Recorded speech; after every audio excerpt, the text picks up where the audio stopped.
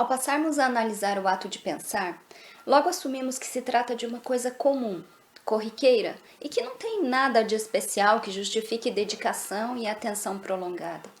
Pensar acontece e pronto. Mas não vamos fazer isso agora.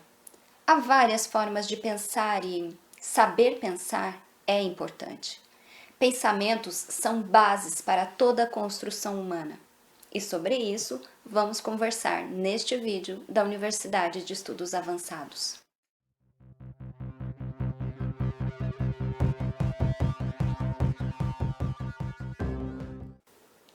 Este não é um vídeo de autoajuda. Não vamos falar sobre pensar positivo ou sobre canalizar suas energias pelo pensamento. Também nosso objetivo não é ficar horas e horas discutindo sobre o que é o pensamento, tentando defini-lo ou definir como ele acontece. Nos dias de hoje parece impossível falar sobre o assunto sem falar sobre a mente.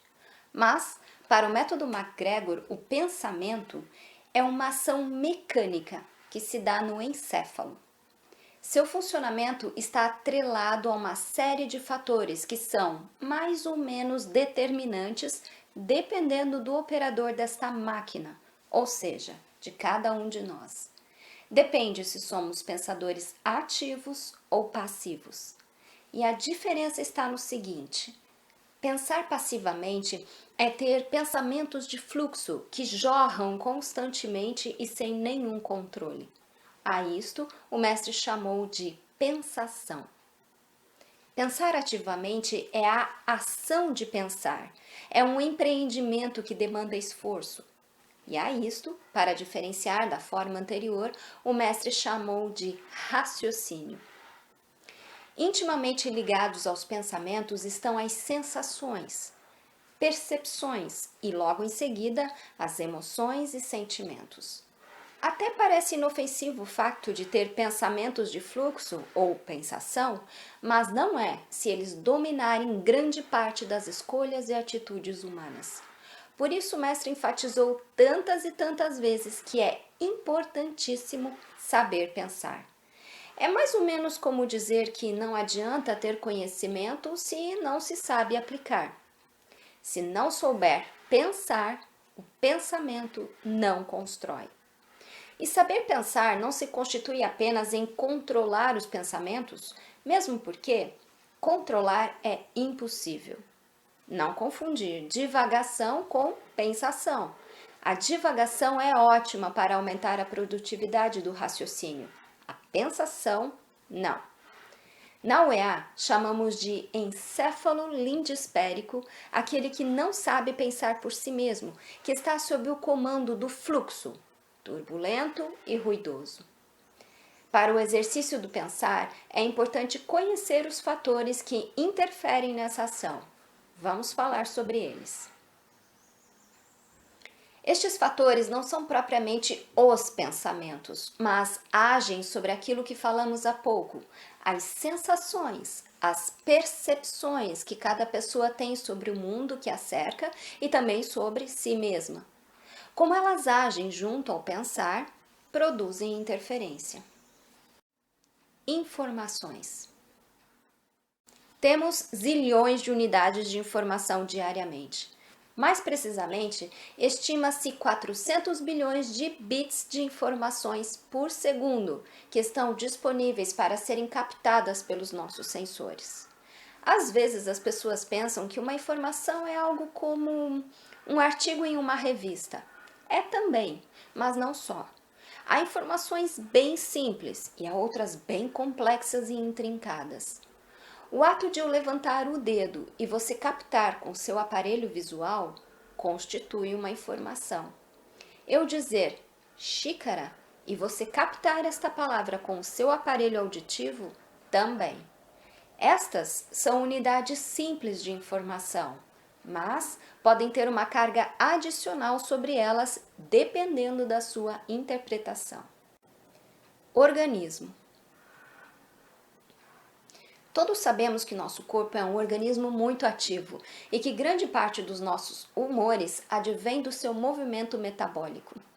Desde manifestações de sensores, como a fome, até níveis hormonais, tudo interfere nas sensações. Alguns exemplos. Quando uma pessoa sente fome, ela costuma pensar em comida, em ingredientes, em restaurantes.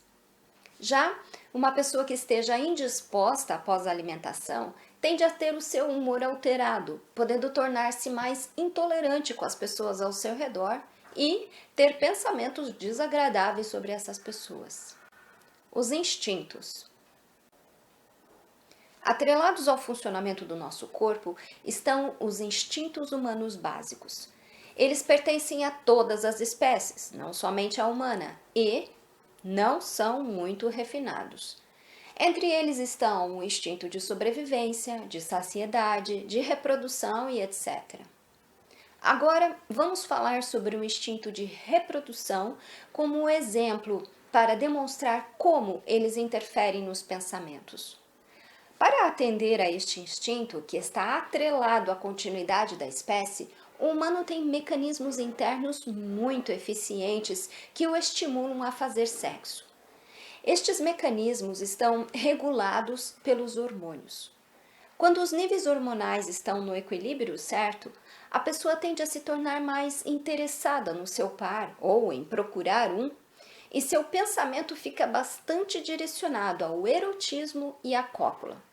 Fim do processo, os pensamentos mudam. Os programas. Este é um dos fatores mais vastos a ser considerado. Tudo pode constituir-se programa em uma pessoa, basta ela ter sido condicionada. Evidentemente, programas não são necessariamente ruins. Muitos deles são eficientes e trabalham em prol da pessoa. Mas outros tantos só servem como atravancos. Nem sempre a pessoa escolhe ou define qual programa será inserido. Ela nem sempre tem controle. É como se eles fossem instalados na máquina em segundo plano. Como sabemos, todo programa tem linhas de código que guiam, orientam, normatizam, encaminham ações. Assim é no humano. Determinadas informações geram uma reação baseada no protocolo, no padrão pré-definido. Por exemplo, ao caminhar, um encéfalo que esteja distraído pode passar sem problemas sob uma escada aberta. Entretanto, um encéfalo programado com superstições vai desviar da escada. Já um encéfalo crítico vai resolver passar por baixo para provar que superstições são infundadas, ou vai analisar a escada e considerar perigo e desviar, ou qualquer outra alternativa.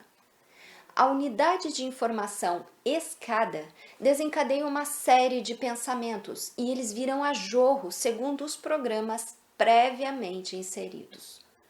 O encéfalo crítico é o mais propenso a fazer raciocínio, ao invés de responder instintivamente, mergulhado na pensação. Conceitos e preconceitos são ótimos exemplos de programas, assim como qualquer condicionamento. Um facto curioso, porém, é que embora um encéfalo ou uma máquina facilmente programável ou condicionável, não se programa a si mesma com tanta facilidade. Isto porque ela se submete a todos os fatores externos, inclusive a pensação, sem causar qualquer interferência. Isto quer dizer que ela pensa que pensa, quando na verdade não pensa. Ao ser lindisférica, a máquina é só pensar passivo, enquanto raciocínio, a máquina é ativa, é crítica. O mestre ensinava que, para saber pensar, é preciso aprender através dos seguintes passos: observar, organizar, associar, equacionar e questionar. Sem isso, a ação não é pura nem edificante. Lembremos que as atitudes e comportamentos são fruto do pensamento. Não basta pensar, é preciso pensar, fazer e causar. Até!